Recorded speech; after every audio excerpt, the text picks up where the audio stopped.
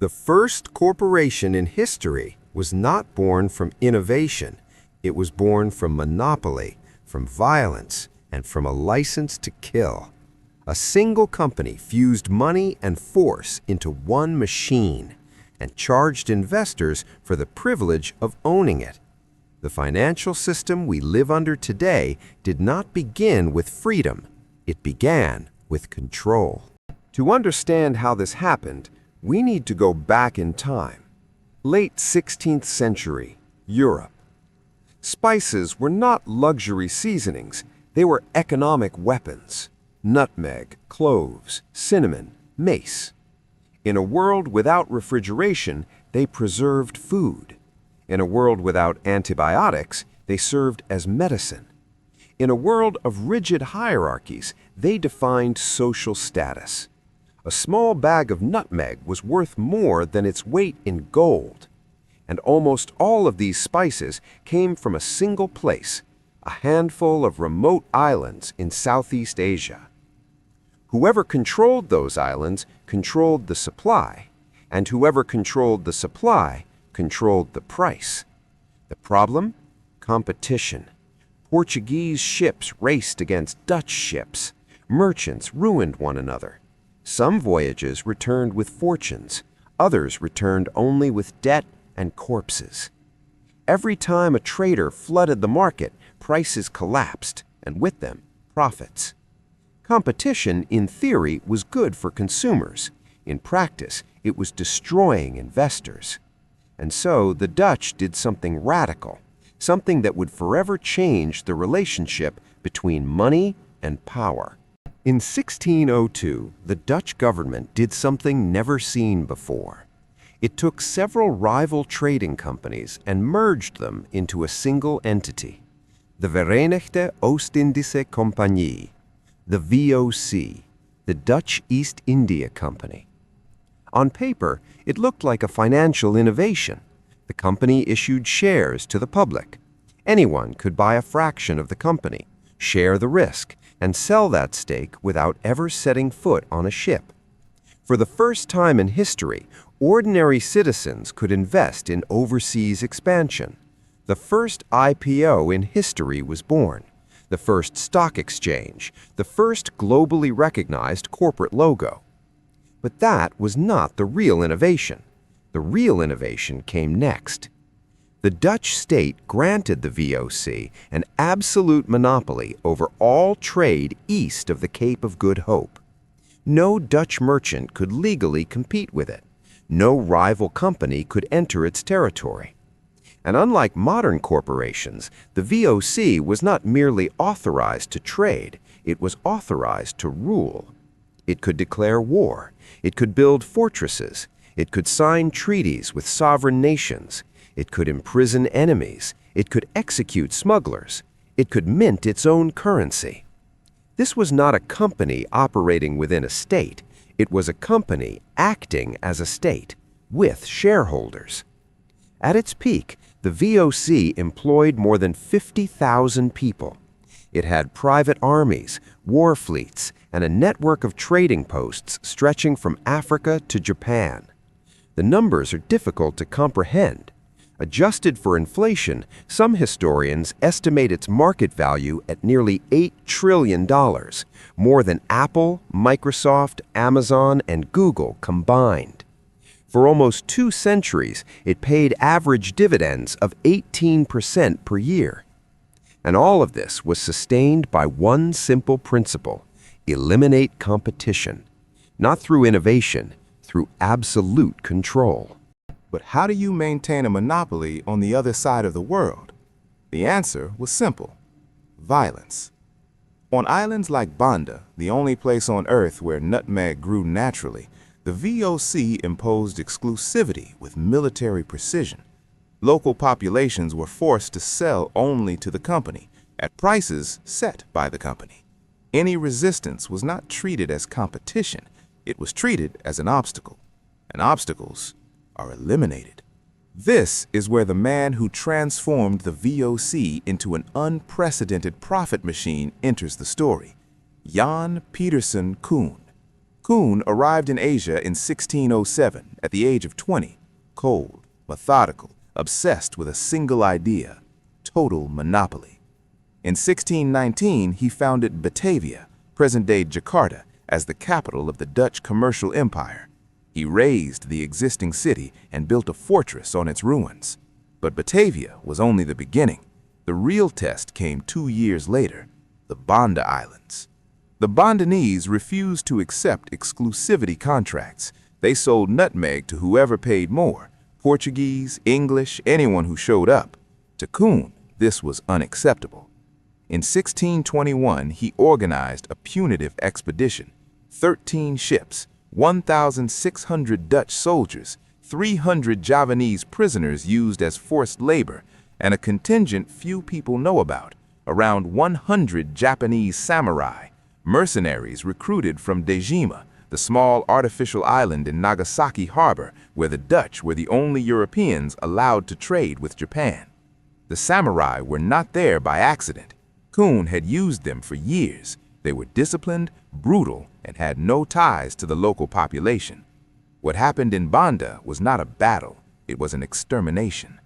Villages burned, populations massacred. The 44 local leaders, the Orang Kaya, were beheaded, their heads impaled on bamboo stakes. Of the original 15,000 inhabitants, fewer than 1,000 remained. The survivors were enslaved or deported. The land was divided into plantations. New slaves were imported to maintain production, and excess nutmeg trees deliberately destroyed, because abundance was bad for business. Scarcity was not a flaw in the system, it was the system. Today, historians classify what happened in Banda as genocide, not an accidental consequence of colonization, a deliberate plan of depopulation and replacement. And Koon, he died in 1629 at the age of 42 during a siege of Batavia. The Dutch erected statues in his honor, named streets, squares, even an ice cream line after him in the 1980s. Only in 2011 was his statue finally removed, and even then amid controversy. But let us return to Amsterdam, because while all this was happening on the other side of the world, investors saw none of it. They did not need to. Their experience was clean, orderly, financial. Regular dividends, rising share prices, impeccable accounting books. The violence stayed overseas. The profits came home. And this separation between profit and consequence may have been the VOC's most enduring contribution to economic history. For the first time, thousands of people could benefit from imperial violence without participating in it, without witnessing it, without even acknowledging it. Risk was abstracted, responsibility diluted, ownership reduced to paper. By the time the money arrived, the blood had already been scrubbed from the books. For decades, the machine worked. The VOC became the most powerful company on the planet. Amsterdam turned into the financial center of the world. Dividends flowed with almost hypnotic regularity. But there was a problem quietly growing inside the empire: corruption. The VOC paid its employees poorly, very poorly. A governor-general earned around 14,000 guilders per year. It sounds like a lot until you understand the temptations. On the other side of the world, far from any oversight, these men controlled the flow of goods worth fortunes: spices, silk, porcelain. The result was predictable. Jan van Hoorn, Governor-General between 1704 and 1709, returned to the Netherlands with a personal fortune estimated at 10 million guilders. 5 years of work, 10 million guilders. The math does not add up. And Van Hoorn was not an exception, he was the rule. The Dutch even had a cruel joke about it. They said VOC did not stand for Verenigde Oostindische Compagnie. It stood for Vergaan onder corruptie, perished under corruption. Same initials, same company. In 1750, Management tried to solve the problem in the most counterproductive way possible. They lowered salaries even further and legalized private trading by employees. The logic was to twist reality. If they could not stop theft, they might as well pretend they had authorized it. But the real poison was in the dividends. The VOC had created an expectation. Shareholders expected generous returns year after year, and management delivered, even when profits no longer justified it. Between 1730 and 1799, the company paid out more in dividends than it actually earned. Read that again. It paid out more than it earned. The difference came from debt, and the debt piled up. In 1730, the debt-to-equity ratio was 2-to-1, manageable. In 1760, it jumped to 4-to-1. In 1780, it exploded to 18-to-1. The richest company in history was bankrupt. It just did not know it yet. And then came war. The Fourth Anglo-Dutch War between 1780 and 1784 was devastating. The British attacked Dutch trade routes. The VOC fleet was cut in half. Losses reached 43 million guilders. But the final blow did not come from outside. It came from within. The business model simply stopped working. European tastes changed. Nutmeg lost value. Caribbean sugar and Chinese tea became more profitable, and the VOC controlled neither. The company that had invented modern capitalism was being outpaced by it. On December 31, 1799, the VOC officially ceased to exist. It did not collapse in the traditional sense. It was nationalized by the Dutch state, which absorbed its colossal debts and its colonial territories. Nearly 200 years of history, 4,785 voyages to Asia, more than 1 million people transported, countless dead, and in the end, a negative balance sheet. Historian Stephen Bound summarized it brutally. Maintaining the monopoly ended up costing more than the spices were ever worth. But the VOC's legacy did not die with it, far from it, because the true inheritance was not the company, it was the system. The VOC taught the world that profit could be separated from consequence, that violence could be converted into dividends, that brutality could be buried under layers of bureaucracy and distance. Investors did not need to believe in conquest, they only needed to believe in returns. And this lesson spread quickly. Other European powers copied the model. Chartered companies emerged everywhere, British, French, Danish, each with monopolies, each backed by the state, each blurring the line between commerce and sovereignty. The British East India Company, which would eventually colonize all of India, was built on the same template. Amsterdam remained the financial center of capitalism for 2 centuries. Then London copied the corporate governance model, and after the First World War, New York inherited the throne. But the fundamental architecture remained intact. Distance between decision and consequence, abstraction of risk, concentration of power disguised as efficiency, profits privatized, costs distributed across workers, regions, and time. The tools changed, the language became cleaner, the violence became less visible, but the incentives remained disturbingly familiar. Now, stop and think.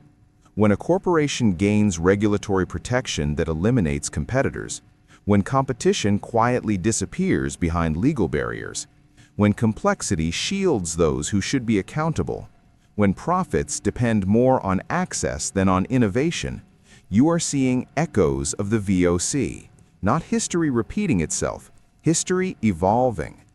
Look at Amazon. It controls 75% of online book sales in the United States. Sellers depend on it to exist. Prices are set by the platform. Those who resist disappear.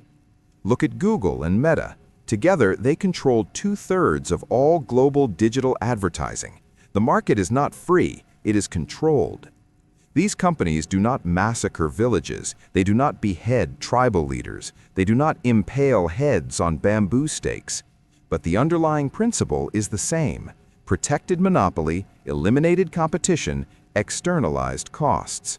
And just like in 17th century Amsterdam, investors do not see and do not need to see what happens on the other side of the screen. They see dividends, they see share appreciation, they see charts going up. Violence changed form. It became economic, algorithmic, invisible. But the separation between profit and consequence, that remained intact. Capitalism is not a natural force like gravity. It is a human construction, and like all human constructions, it reflects the values and power structures of those who built it. The danger is not that markets exist. The danger is forgetting how they were shaped and why. Because when you forget the origins, you start believing the slogans. You assume fairness where there is advantage, neutrality where there is design, freedom where there is constraint. The VOC understood this 400 years ago, and that is why its shadow still stretches across the modern financial world. History does not repeat itself because it must. It repeats itself because the incentives remain familiar, and because every generation believes it is finally operating within a different system. Now tell me, which company today do you think our grandchildren will look at the same way we look at the VOC?